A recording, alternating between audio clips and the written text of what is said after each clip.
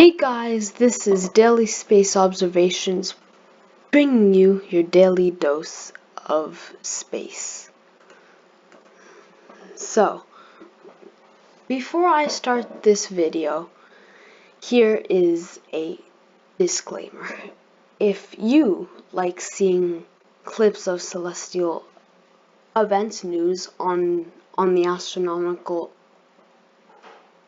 events and product reviews and tutorials on astronomy products like telescopes, then subscribe to Daily Space Observations, because I have all of that right here.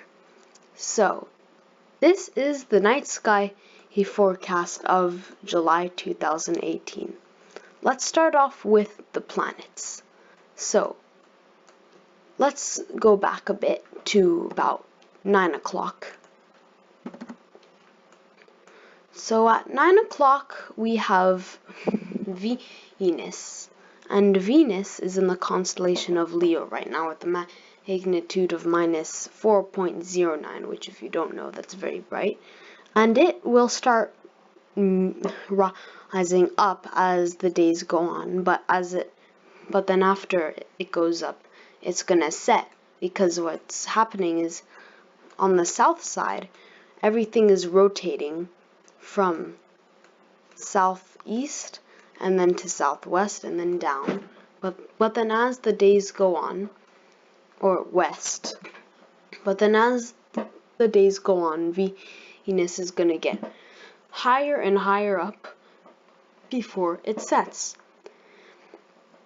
And what's going to happen is following Venus will be Mercury, which, as you can see, Mercury is quite dim right now, much dimmer than Venus, and Mercury will be coming into visibility, which will also mean I'll be doing some videos on Mercury too, which will be my first time.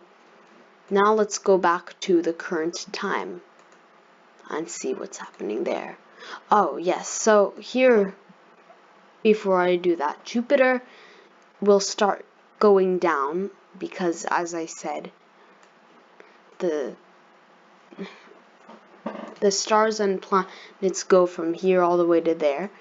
So Jupiter will be doing the same thing as Venus. It's going to be going higher and then it sets, but it's going to start to set a bit earlier, so in reverse of what Venus does. It's complicated. Now, here we go. We are at 10:50, and now let's go back to the current time. So as you can see, Jupiter has very much gone down. Its apparent magnitude is minus 2.24, and it's in the constellation of Libra. And now it's pretty close to setting. Not too close, but it's getting there. And what's going to happen is soon, in the coming weeks, Jupiter is going to go lower and lower until it will be no longer visible. And behind Jupiter will be following Saturn. And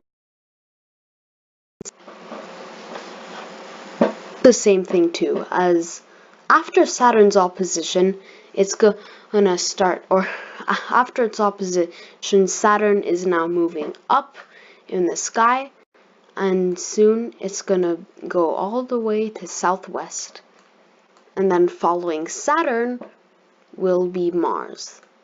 But before we do that, let's look at the brightest star in the night sky of south is Arcturus.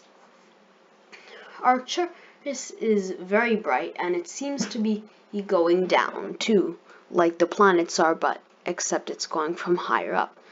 It has a magnitude of minus 0.7, and it is in the constellation of Buddhist. Alright, now let's move on. Oh, and for a bit of the north section, in northeast we have the Andromeda Galaxy, which is rising and eventually will move to south. let's look at Mars now. Mars is seeming to get very bright. In magnitude, it is minus 2.45, which is actually extremely bright.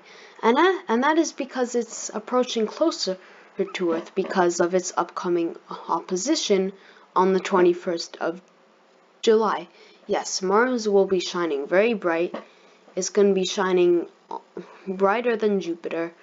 It will be the fourth brightest thing in the entire night sky, which is pretty amazing.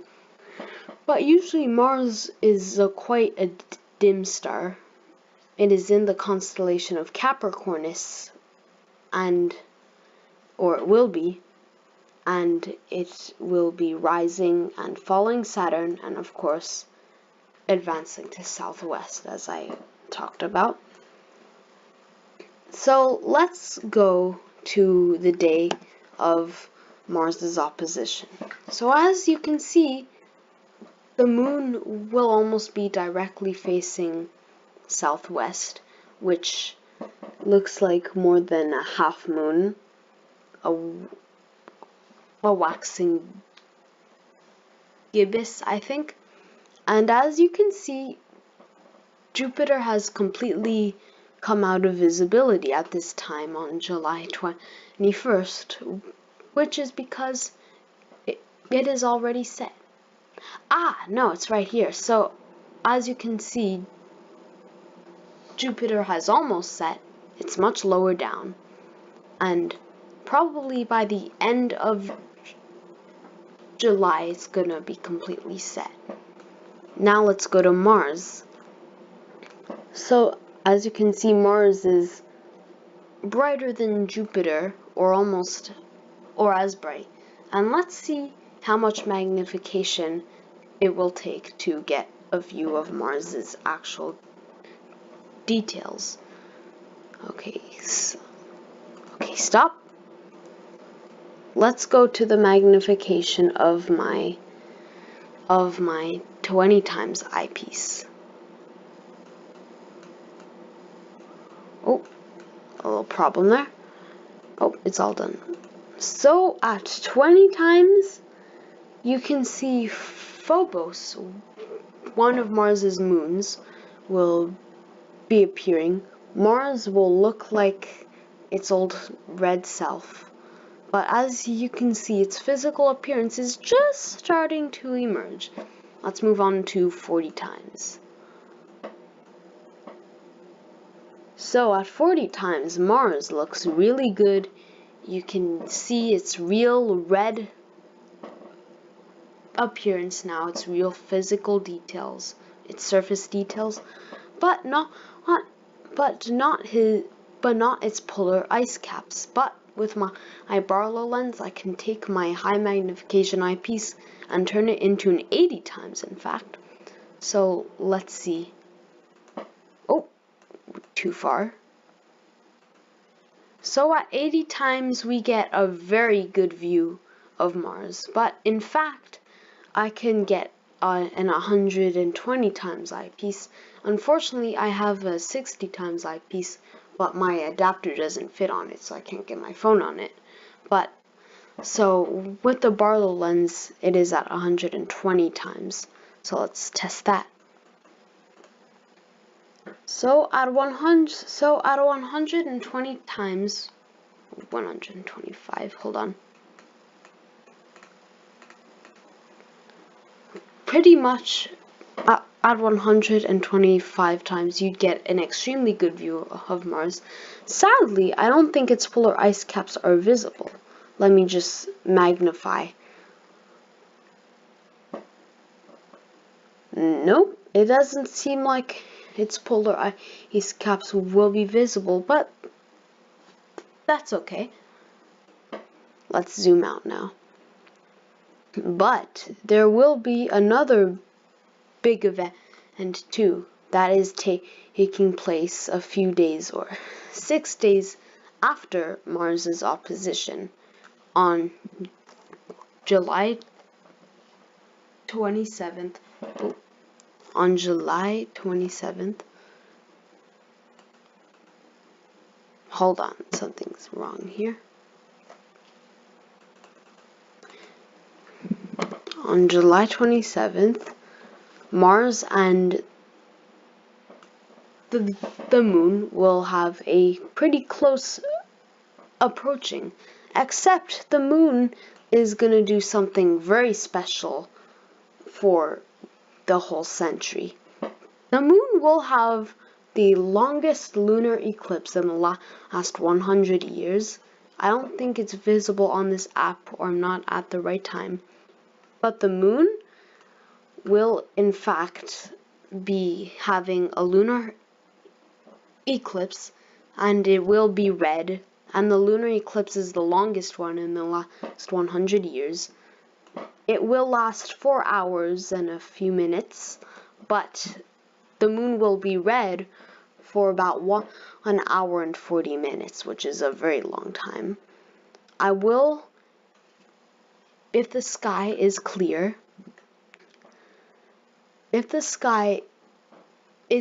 and I'm at the right place, I will get a good view of the moon's lunar eclipse, and I will publish it to YouTube. I'll do a broadcast, actually. Same with Mars's opposition. I'll do a broadcast on that too. So, let's move on to north.